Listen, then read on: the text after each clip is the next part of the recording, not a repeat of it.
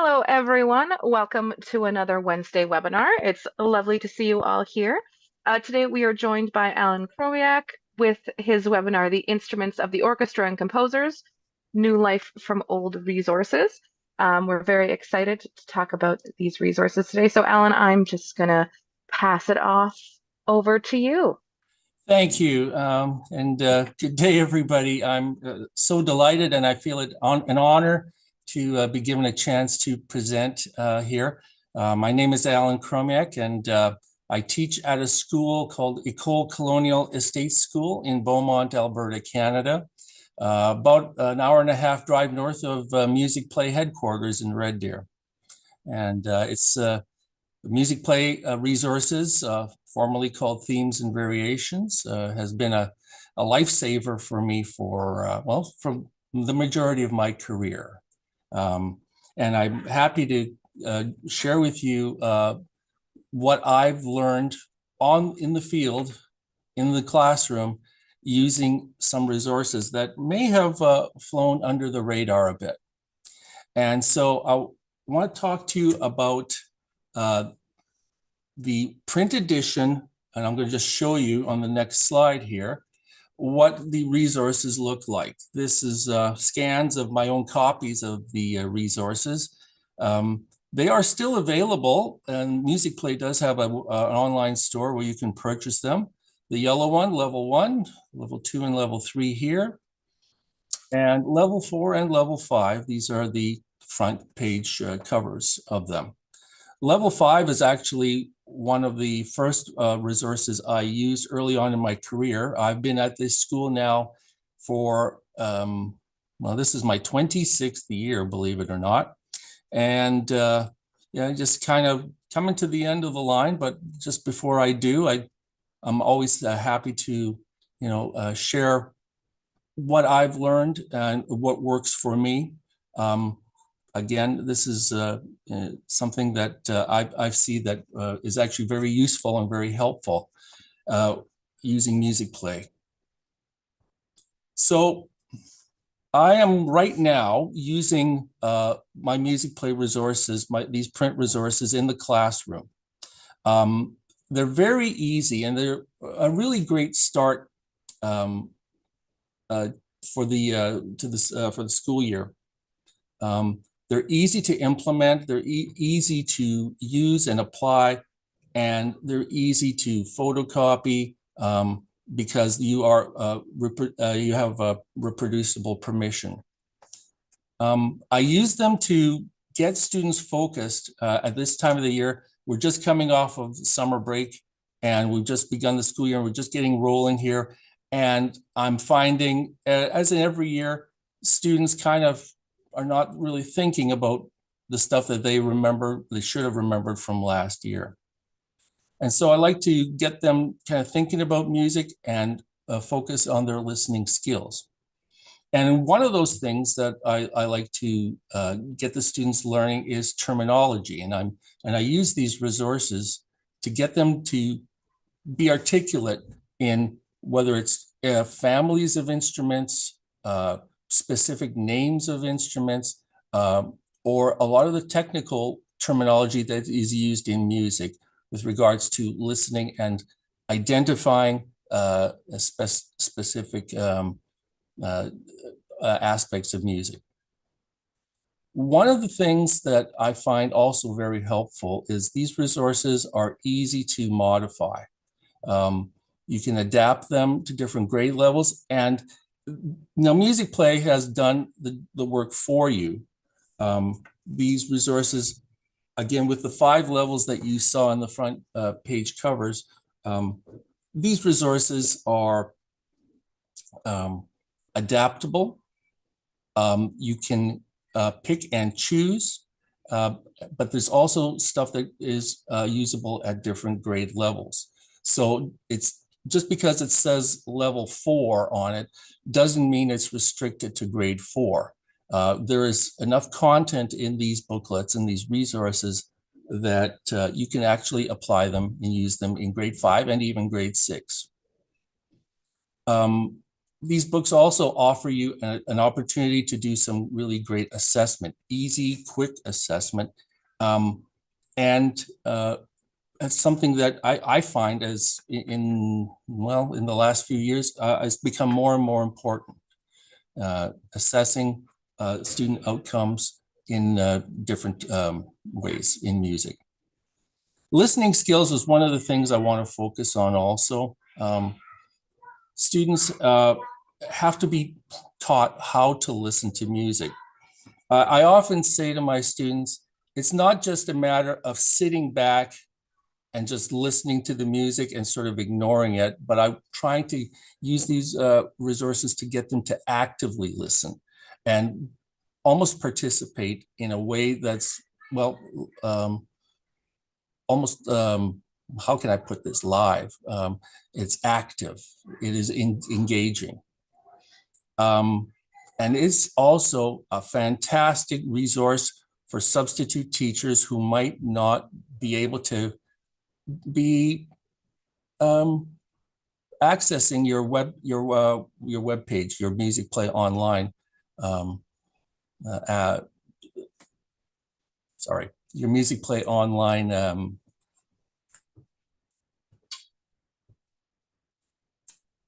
I do apologize. Sorry, just a little bit of a blip there. Your Musicplay online website. So I wanted to spend some time on showing you some of that. And of course, it can be complemented with the website as well. And that's a really great thing too. And I'm going to talk a bit about that now. So what's inside these books? Well, there are directed listening exercises with guidelines on how to listen to it, what to listen for. Students sometimes just sit back and just dismiss the music. Well, that's some sort of classical music. And, you know, that's fine, but I'm trying to get them to say, okay, what are you actually hearing here? What makes this song not interesting or interesting?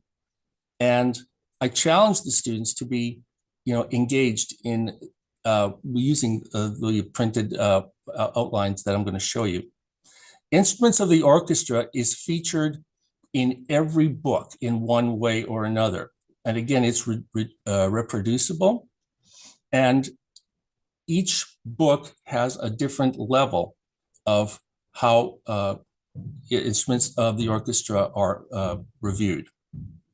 One of my favorite things is the history of the composers with listening log student worksheets.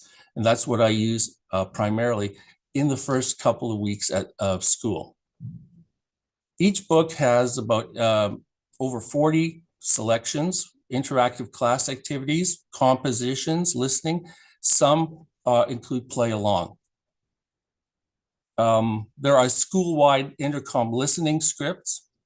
And I know this is a little old school, but I'm just old school that way. There's a CD. Sometimes the internet fails us and the website may be not working, or our school's IT has got some sort of issue. It's good to have that CD and a CD player in your music room so that you can, you know, find another way of presenting the music to the classroom without much interruption. My versions of the books have curricular knowledge outcomes for the province of Ontario. For example, here's one right there, knowledge, and that's for Ontario. And if you're from Ontario, you might find that if it still hasn't been updated lately, you might find that helpful to just to kind of connect the curricular outcomes. Of course, as I said before, using the Musicplay online website is really great. And combining the website along with the print resources here is super helpful. And I find that it's very comprehensive and the students learn music a lot more in depth. They learn about how to understand what they know from music in movie soundtracks, television commercials, and so on. And of course, there's interactive screen games that you can use to enhance listening from these resources using the website.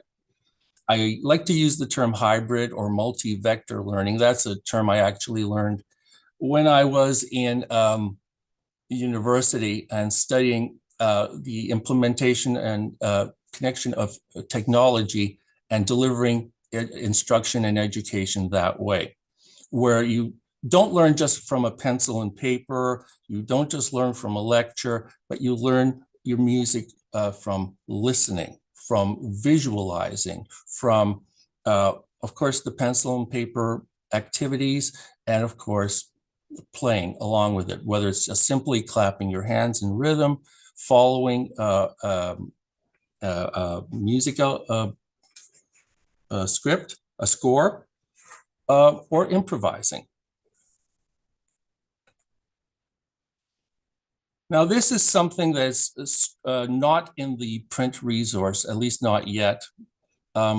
This is a great assessment tool. I found this on the website, and wow, it is just so neatly laid out. And so you can actually print this, the image on the left, the instrument identification assessment sheet, that's printable. And you can do a pencil and paper assessment in your classroom. Or you have the interactive instruments of the orchestra section as a more of a game style, where students can identify individual instruments. So I'm going to talk first about level 1. There's a CD with 40 selections, over 40 selections. I think it's 43. They're categorized by musical period, form, concepts, instrumental families, including an introduction to the instruments of the orchestra. There are detailed lessons and activities. There's enough lessons inside this version here that you could pretty much run an entire school year without the website, if you're in that situation where you don't have internet access, you can't have a subscription for one reason or another. There's enough detailed lessons that can be used by yourself or a substitute teacher. Some schools may have an opportunity to use listening through the intercom systems. And there's an introduction for every day of the week for every selection that's available on the disc. Again, reproducible handouts are available. There are scores for music performance. There's listening maps, student response logs, and a whole lot more. Again, a year's worth. I'd like to share with you this image. This is from level 1. It is a performance of the Mozart's Contradance 2. And as you can see, there are many things that you can accomplish with one 50-second song. At the top is a little outline about the history. Then there's objectives. And then there's 3 different activities that you can do, actually more than that, using this piece. You can teach students how to do conducting. They can use copycat games, play the selection again. Oh, and the ribbon routine.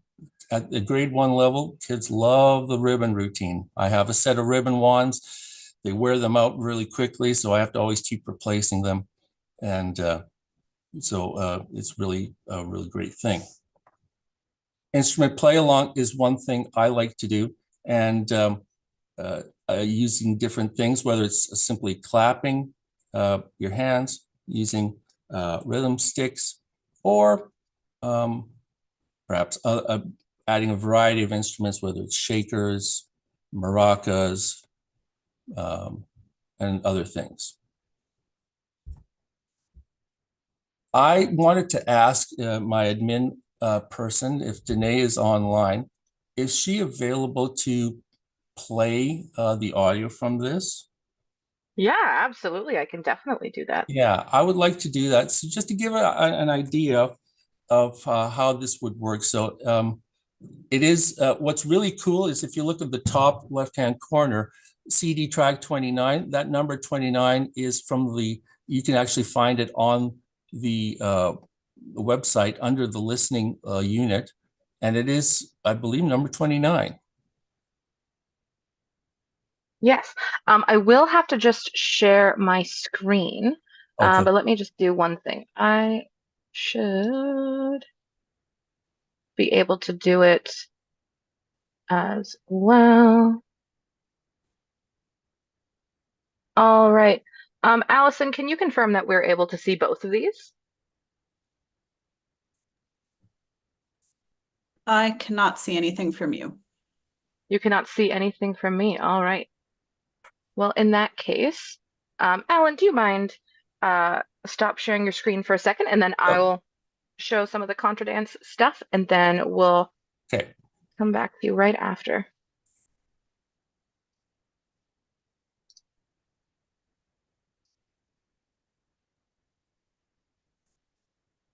All right, so you should be able to see my screen now. Is there a particular one that you'd like me to play for folks? Just the first one is fine. All right, and let me just make sure we can still hear my audio.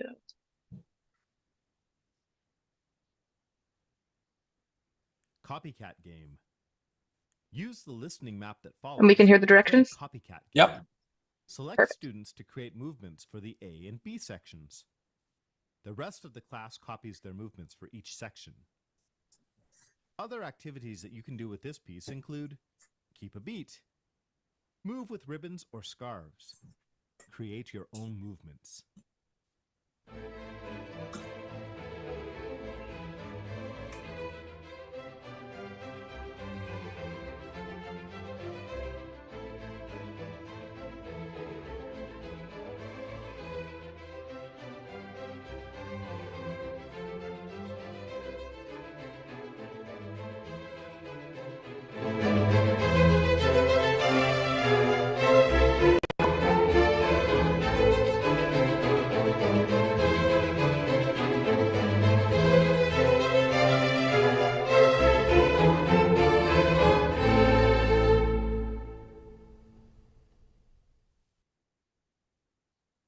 Right. So great way to teach form. And there are so many little things that can be organized there that you can easily fill an entire period, if not more, with one little activity like this.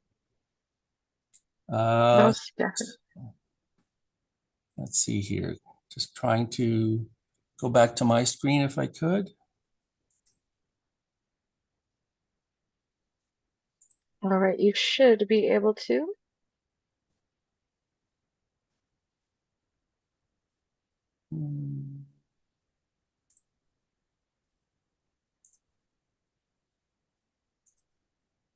Are we back? Perfect. There we go. Looks great. Thank you so much for your help, Danae. My pleasure. Let me know if you'd like me to share anything else. Okay, will do.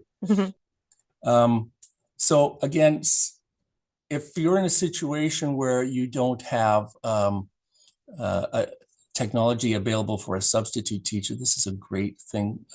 Especially, I have a situation where I can have the same grade of class of 4 different classes in one day.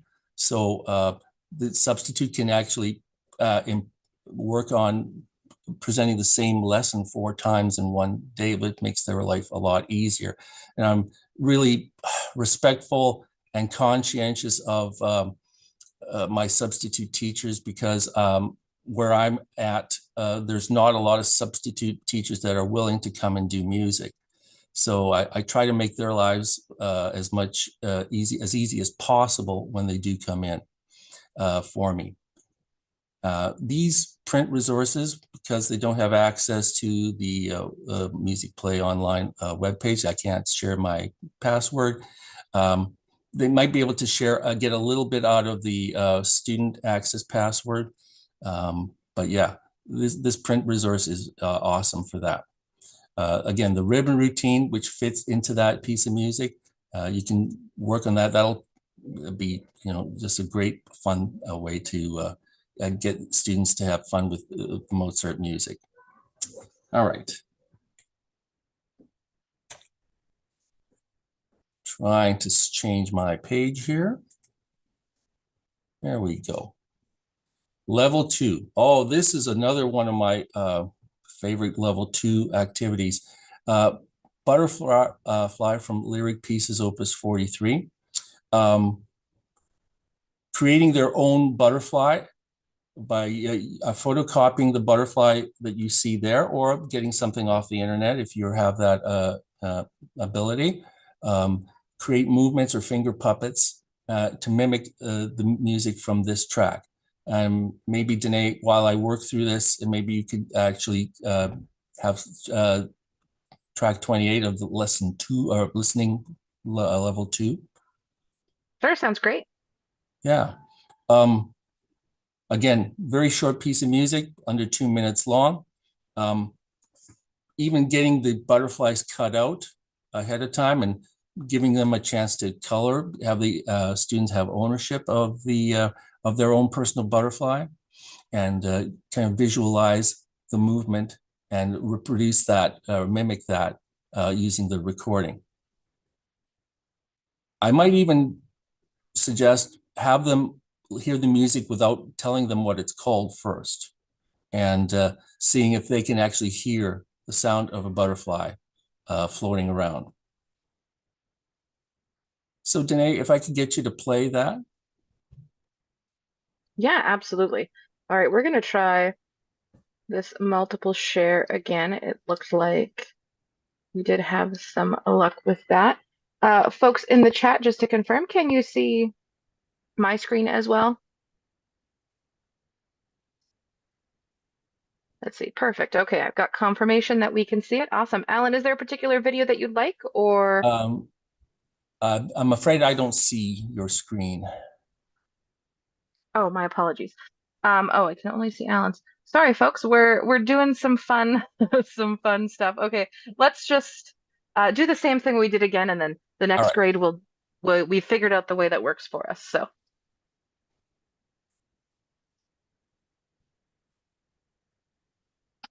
All right, how about now?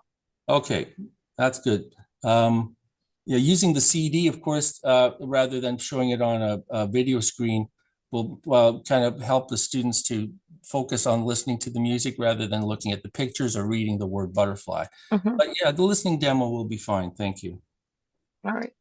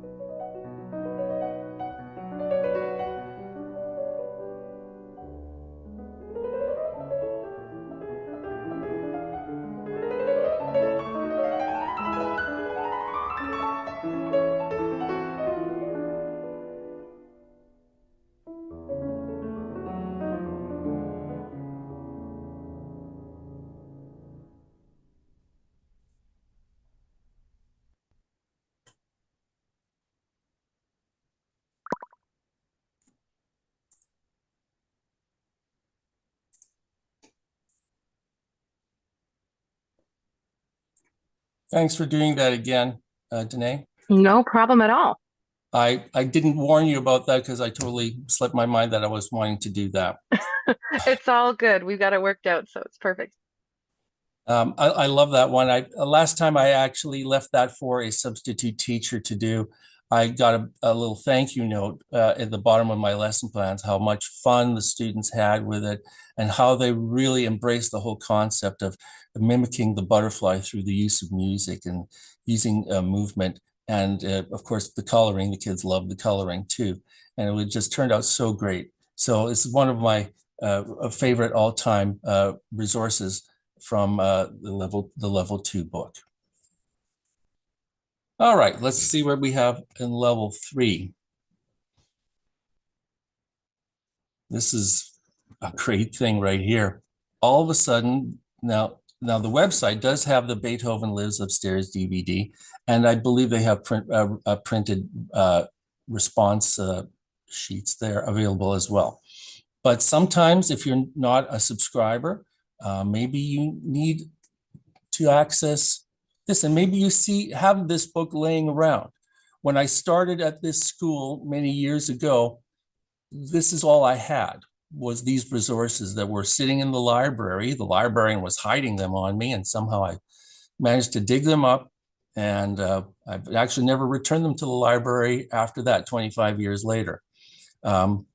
Beethoven is perhaps the most well-known name among students. They know the name. They mostly know it from the movie about the large dog, but you sometimes hear them reacting to when they hear Beethoven music. Of course, many famous melodies for Beethoven, some of which are featured in the Beethoven Lives Upstairs DVD, or you can now find it on YouTube and other places. But this is kind of where I'm heading to, talking about student responses to listening to directed music in a way that's directed. And then as they work their way to grade 4, as when I do recorders at a higher level, I introduce recorders at grade 3.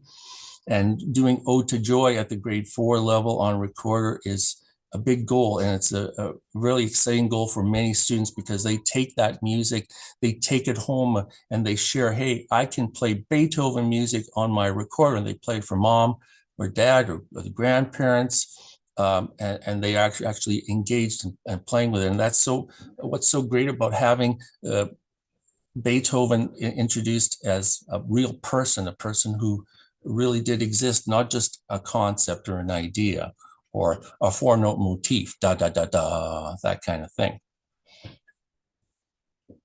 Okay. In level 4, now this might be a little bit tricky for some schools, but I often hear kids singing a little bit of the Hallelujah chorus just in the hallway. I've kind of even talked to students who actually did that, and I was like, do you know what you're singing, and do you know what this is? And they don't. And so this resource for the Hallelujah chorus is a great way to introduce music from people that are not Beethoven. There's a background of the life that Handel lived. He was well, if there were jets back then, he would have been a jet setter, a traveler, a world traveler, someone who wanted to experience life in different parts of the world. And he took his talent. Actually, kids love the story about George Frederick Handel's wig. You see Handel on the far left-hand side of this listening resource cover. And I love to tell them the story about what that is. It's not his real hair, ladies and gentlemen.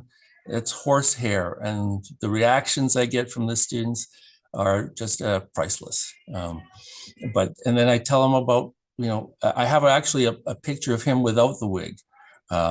He's quite as bald as I am. And but he was a real person.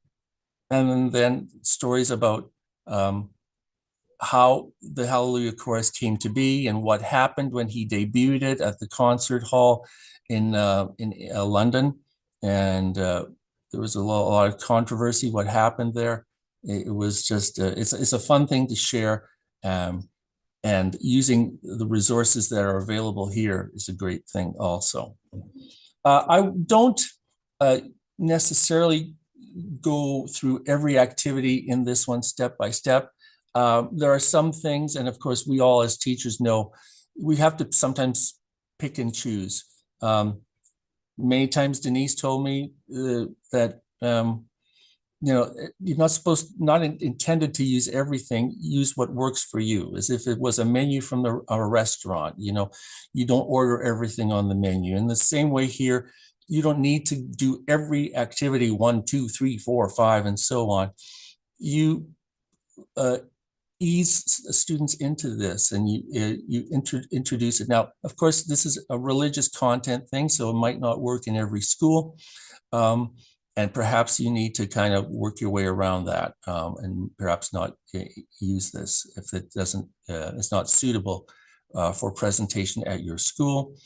A lot of times students don't even know about the religious meaning of the word hallelujah or the religious intent of the entire oratorio. But they do like listening to the music, my students anyway. Inside level 5 is, again, instruments of the orchestra. This is an old resource. These books were from the year 2001, and I think it was a renewal of something that had been written before then. The website, of course, under the listening resources tab, has a lot more updated, refined graphics and content. And I'm going to guess that some of these websites that were from 20 some years ago might not be valid anymore. But the concept of what the orchestra is, what a choir is, and instruments that are in the different families is still very helpful. Now, I wanted to do a side-by-side comparison of the introduction of the string family. On the left, you'll see the graphics and the text for the string family as at level 1. Compare that to the resource on the right for level 5, and you can see that in the level 1 side, there's not a lot of room for written responses. There's a lot of text, which the teacher will have to help students through because their reading ability at grade 1 is not that strong yet. Excuse me. The newer string family resources are also quite comprehensive, but this is still stuff that is very usable and useful.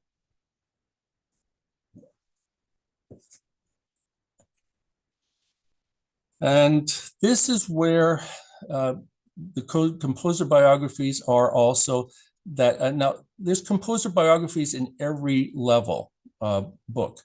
Some of them don't have as detailed stories about their life. However, I like these resources because, again, it helps me connect the students to understanding what they're listening and what they're hearing and how things were and when these composers were alive.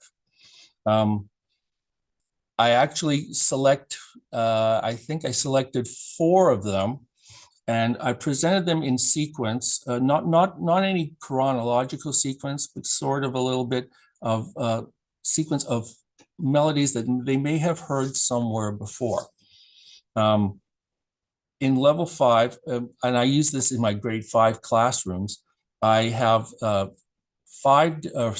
different composers that I selected, Mozart being one of them, the other ones being Vivaldi, Beethoven, who I mentioned before, and Tchaikovsky. And I try to find pieces that are something that the students may have heard somewhere before. Contradance by Mozart is perhaps the one that's not well known. Sometimes I use the CD, which has contradance, one of the contradances by Mozart, out of the series of contradances that he wrote. Students like to hear about Mozart's life and how he reckless he was and how he died at a young age. And they found it very fascinating that even where it says in the second from the bottom paragraph, Mozart died while trying to compose the drum music for his Requiem. And then I asked the students, well, what's a Requiem? And of course, they don't know. And yeah, it's funeral music. So they are pretty blown away by the fact that Mozart died while writing his own funeral music. It's almost like a Halloween story built in, and the kids kind of like that. So what I do is I use the composer biographies for 4 of the composers. Along with this thing, it's available in the resource also. However, this is my adaptation of it. I've actually modified it. Many years ago, I actually sent a copy of my updated one to Denise, and she took some ideas out of it and updated her listening log responses. But I like the questions that I put towards the bottom of the page, where students will say, okay, it was or wasn't easy to listen to this recording because. And I want to have students be able to say, okay, I enjoyed listening to that, or no, I didn't, but tell me why. And then, and it gets the students to think, why do I like this, or why do I not like this? And then one of my other questions that I put at the bottom of the listening log is the question 16. On a scale of 1 to 10, where number 1, I would hate it, never want to hear it again, to number 10, I would put that on my own electronic device, I would give this piece a blank. And I don't take any insult in if a student doesn't like the piece of music. My attitude is that, you know what, it's okay if you don't like it, but you're at school and you have to learn from it. And that's what I want you to do. You can totally not like the music I present to you, but I need you to be having the knowledge as to why. And the other one that I actually modified is question 8. Is this piece in a major or minor key? And it didn't come through on my scan here really well. I've had some technical problems putting together this presentation today, but I put a little smiley face and a frowny face emoji there, just helping the kids connect what is major and what is minor. And after I put those emojis on there, students tended to grasp the idea of major and minor much more quickly. All right. So after that, after going through 4 composers with 4 different biographies and 4 different listening logs, what I do is I have a test. It's an 11 question test, 10 with a bonus question. Basically, like what's the name of this piece of music? What's the name of that tune? I play one of the 4 pieces that we were learning from, whether it's the Vivaldi or the Mozart or the Beethoven or the Tchaikovsky, and I'll see if I try to get the kids to memorize the titles. You know who memorizes the titles the best of all are the girls that take ballet lessons, because the sample on the CD and on the website for Tchaikovsky's music is Trepak from the Nutcracker. And the girls who are in my class who take ballet lessons, they're like, yeah, I'm dancing to that. And I know that one. I've heard that one before. Or my sister danced to that last year at the Christmas ballet concert. And so it helps kids connect. Sorry, I heard something there. Did someone want to cut in, Danae? I don't think so. Not Okay. seeing anyone with anything. So you're good to go. Okay. All right. Carrying on. Anyway, 10 simple questions with a bonus, which is kind of an open-ended opportunity. Yeah, that's one of my big assessment tools for the first part of the school year. And I running a little low on time, so I'm just going to race through this. I am close to the end of my presentation, Danae. Again, cue card listening, flashcards that you can reproduce, put on cardstock and use in classrooms. This is for a higher level, or sorry, a lower level, grade 1, level 1.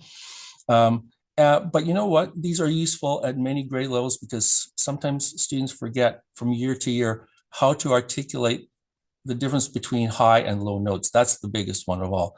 They can pretty much identify fast and slow, loud and soft. But sometimes they have difficulty with high and low, and sometimes with long notes and short notes. Again, playing different samples of music off the CD is really helpful in helping students understand what to listen for, using these things for directed listening. Now, Music Bingo does exist on the Musicplay online website, and I'm sorry, I was permitted to use not a Musicplay themes and variations resource, and I personal preferences to use the Cheryl Lavender instrument Bingo with a CD, and we play this hardly ever with me at the classroom. Again, this is an easy substitute teacher thing, and I leave the substitute teacher a bag of lollipops. Anytime a kid wins a bingo, a five square bingo, then the kid gets a lollipop, but they can only win one per day. So they can't win over and over again.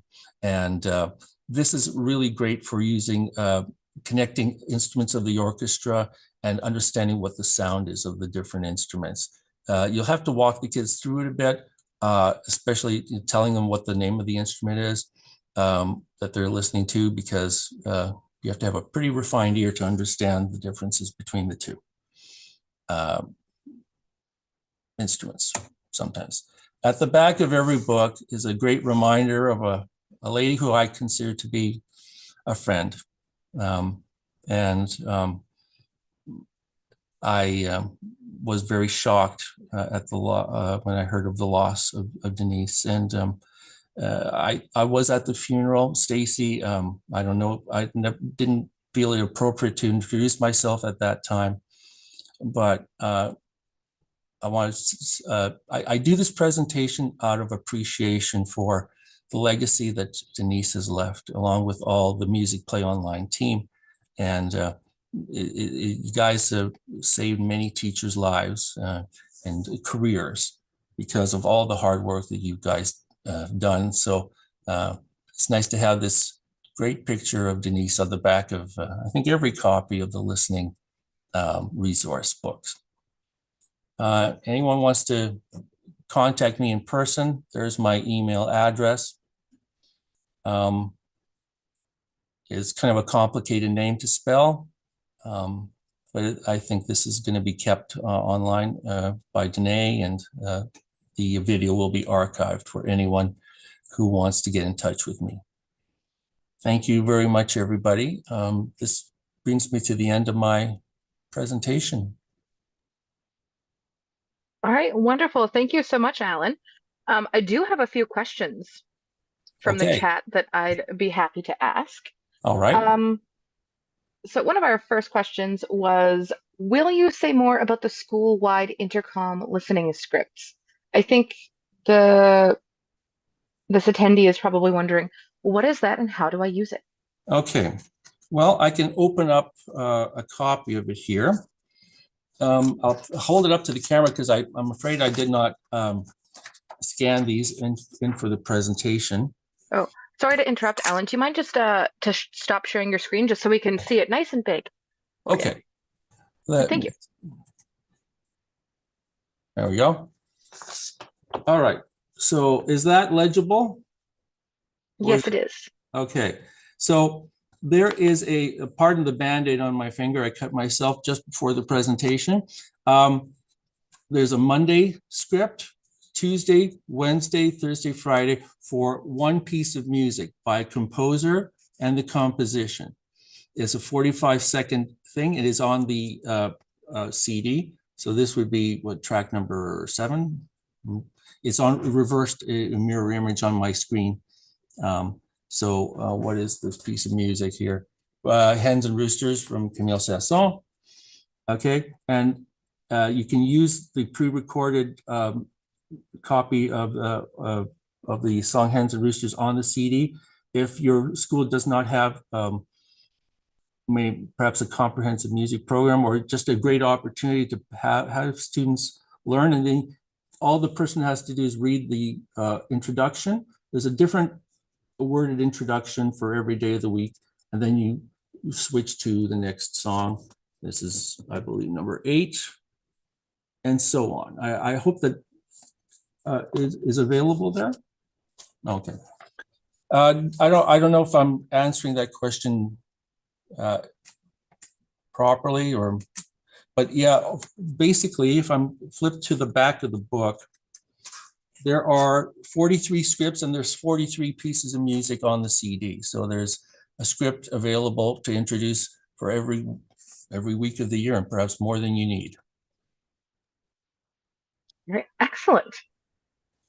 Have you done, they were asking this question about the Mozart ribbon dance. Have you done this sort of thing in performances before? I have not used them in performances. The nature of the performances that we do at this school is more of the John Jacobson style musical at Christmas time. We don't have room in our school schedule to do spring concerts where that would be a beautiful thing to do.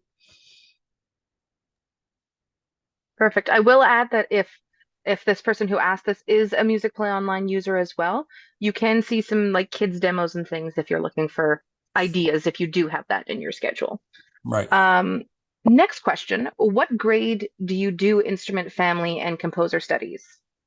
I currently do it every grade level from grade 2 to grade 6. At the higher grade levels, the division 2, like grade 4, 5, and 6, I try to race through it in about 3 or 4 classes, 3 or 4 periods, because I would expect that the majority of students had heard it before, so I could just use it as a refresher. I go in a little bit slower, more careful detail at grade 2 and 3. All right, perfect. Thank you. And someone's asking, are the assessments you showed available on the website as well as the book? Well, the ones that I wrote, they're not available. I mean, I'm happy to share them if somebody wants to send me an email. If Musicplay wants to take what I've written down and create their own version of it, I mean, I welcome them to get a copy and perhaps share it on the website if they want to. Excellent. Just a couple more questions here. When you're introducing the terminology and the vernacular music, as you had mentioned earlier in your presentation, do you follow the grade structure of the kits, or do you sort of piecemeal them in there? There's a bit of a context here. Sometimes something happens where a student might raise a certain concept or a question, and I try to kind of grab and go with that concept, even if it's a little bit out of the context of the vernacular, because there is an opportunity. One of the things that I do, and is I have one of those music carpets, the large rectangular ones with all the music symbols on them. And I have the students at the younger age sit on them, but as they get older, they move to sitting on chairs or risers in my classroom. And I point at the symbols on the carpet. Remember sitting on this symbol, and they'll say yes when you're in grade 1. And okay, now I'm going to teach you pretty much every symbol that's on this carpet step by step. And yes, I do follow what's the plan in the resource, printed in the resource. All right, excellent. And just one final question here. Somebody is wondering if you could repeat some of the advantages of having the print book available. The biggest advantage is to create a hybrid lesson, I would say. Having that where you can enhance what is available on the website with something a little bit more tangible. Yes, printed resources are available off the website as well, but I find it easier to access for the teacher. Also, again, for use with for a substitute teacher, where it's just there on one sheet of paper rather than click here to find the scope and sequence, click here to find the printed, the print version of it is a little awkward. So have it all in one book, I find is a little bit more efficient. So that's why I think it's a good idea to have both. Excellent, thank you. I will also add one other, I guess, addition to why it's helpful is the tracks are also not downloadable from the website. So, like Alan was saying, if you want that MP3 or if you're using the CD and everything like that, you'll have it accessible offline as well. Yeah, and sometimes the internet crashes and, things happen, and usually at the worst possible time. So that's another huge advantage of having the print edition of the resource available to you, just in case. All right, excellent. Thank you so much for joining us today, everyone. And thank you again to Alan for a fantastic webinar. That, as I'm sure you could gather, is all of our questions. So that is the end of our time tonight. If you are looking to watch it again or to review some of the stuff that Alan talked about, like he said, it will be available as a recording on our workshop site where you accessed the Zoom link today. We are having another webinar next week. I believe it's Best Bang for Your Bucks song, or your buck rather, songs on Musicplay Online. So we'd love to see you again next week. And with that, we'll say happy Wednesday night, everyone. Thanks again for joining us.